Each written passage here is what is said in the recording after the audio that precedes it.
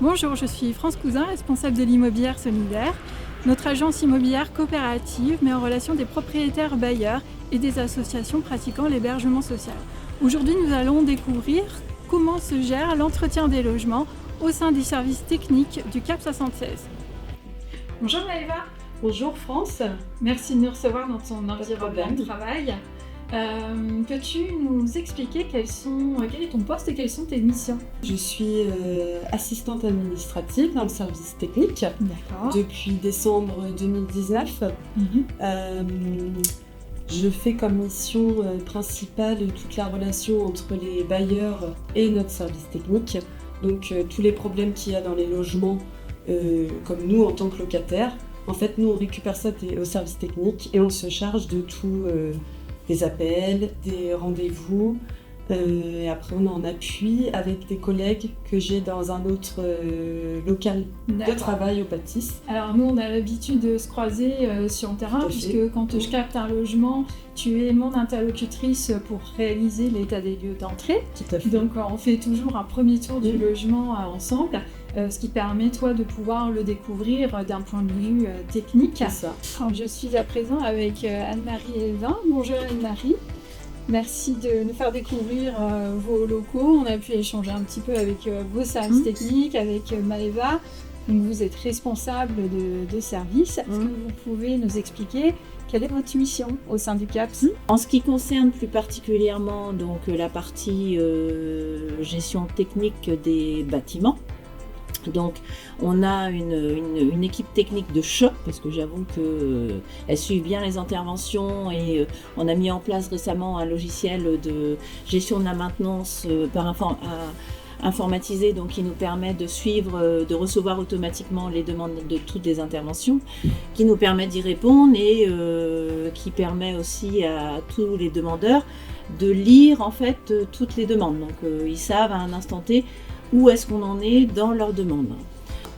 Ensuite, comment ça se passe au niveau de l'intégration de la personne qui va venir vivre dans le logement et de son accompagnement? Quelles sont les différentes étapes? Du coup, donc, quand on fait les entrées comme je fais avec toi, ensuite je demande à mes collègues, on essaie de faire ça en amont, de venir voir le logement pour l'adapter, pour l'aménager, etc. au mieux pour les personnes entrantes, les futures personnes entrantes. Et ensuite, toute la partie administrative, donc on ouvre les fluides. D'accord.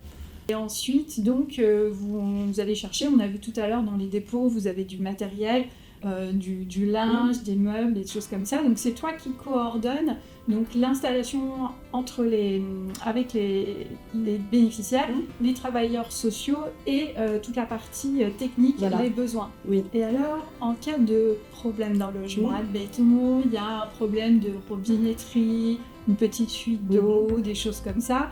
Les travailleurs sociaux donc t'alertent et ils reviennent vers toi pour te dire voilà Maëva, on a un petit souci sur l'appartement. Comment ça se passe ensuite?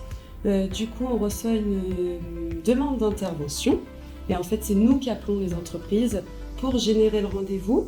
Ensuite, on rappelle la personne qui est dans le logement pour fixer le rendez-vous avec la personne en appui avec les travailleurs sociaux pour prendre le relais sur tout ça. D'accord. Donc on peut dire qu'il y a une vigilance accrue vraiment sur l'entretien du logement. Dès qu'il y a un problème, c'est remonté très rapidement vers toi. Et il y a une grande réactivité au niveau des services techniques pour venir résoudre le problème pour pas que celui-ci prenne de grandes proportions dans le temps.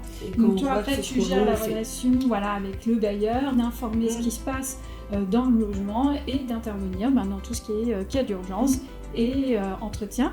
Par exemple, on a mis en place des maintenances préventives assurances, on a appelé ça comme ça. En clair, c'est les agents techniques qui prennent ça en charge. Donc ils remplissent ça maintenant sur tablette. Donc c'est en lien avec l'outil de GMAO, gestion de la maintenance assistée par ordinateur. Et donc ils remplissent en fait, ils ont une grille qu'on a fait ensemble. Et donc ils checkent en fait tout. Et donc là le but c'est de surtout traiter et d'éviter la sinistralité. D'accord. C'est de diminuer la sinistralité. Donc en fait, on va venir en amont du problème le plus rapidement possible pour éviter que ça se dégrade et que ait de vrais sujets qui deviennent coûteux. Alors tout à l'heure, en discutant avec les services techniques, on a aussi évoqué lorsque la personne qui est accompagnée dans le logement partait, qu'il y en avait une nouvelle qui arrivait, vous profitez de ce moment-là aussi pour faire un rafraîchissement s'il y a besoin. Donc tu me disais tout à l'heure, ça peut être de la peinture, ça peut être changer les revêtements de sol. Tous les embellissements du logement pour qu'on les rende au mieux possible. Donc en fait, c'est tout bénéfice pour le propriétaire de louer à une association, puisque avec un locataire institutionnel, on n'a pas cette vigilance, on n'a pas cette surveillance. On n'est pas censé connaître tous les points négatifs, tous les points de vigilance dans un logement. Là, c'est l'avantage d'avoir un service technique qui sait et qui, du coup, on essaie d'anticiper tous les problèmes possibles dans les logements, en fait. Donc en fait, là vous avez une équipe donc, de 4-5 personnes, c'est ça à peu près? Oui, à peu près. Au niveau technique, donc des gens qui sont formés. Ouais. J'ai vu qu'il y avait un électricien, on a un plombier. Puis bon, il y a des choses qui s'apprennent aussi sur le terrain. Donc voilà, on peut dire que derrière, il y a vraiment une équipe de professionnels en interne, au sein même de l'association, qui gère toute la partie entretien locatif pour que les personnes que vous accompagnez, qui sont en réinsertion sociale, se sentent bien dans les logements. Bon, moi, je me présente, je m'appelle Tengue Lambay. J'ai intégré le CAPS depuis 2017 en faisant mon premier stage ici. Et après, j'ai intégré l'équipe définitivement en 2019. Quelle est votre mission? Alors moi, je fais partie de l'équipe technique. Et nous, notre mission, c'est de faire l'embellissement quand l'association a pris un appartement. Et avant que les résidents arrivent, on est censé aller visiter l'appartement et faire en amont tous les travaux préalables, l'embellissement, aménagement. Moi, je m'appelle Philippe Péché, je viens d'arriver au CAPS il y a 1 mois et demi maintenant. J'ai commencé en tant que stagiaire au CAPS lors d'une période de formation. Voilà. Et ma mission aujourd'hui, c'est assistante logistique, donc gérer ici l'entrepôt de Petit-Quevilly. Moi, Lopez Maxime, je suis là, ça fait bientôt 1 an, en juillet. Pareil, je fais partie du service technique, comme disait mon collègue. Et on intervient dans les logements pour l'embellissement, remise en état des logements avant l'arrivée des résidents. Merci en tout cas avec plaisir. Marie pour ce partage d'expérience et puis les explications sur le fonctionnement de votre service. C'était vraiment intéressant. C'est vrai. Et surtout, moi je trouve c'est rassurant. Oui, tout à fait. On essaie vraiment de renvoyer cette image-là à tous les propriétaires parce que c'est pas facile tout le temps de trouver des logements d'une part qui nous conviennent.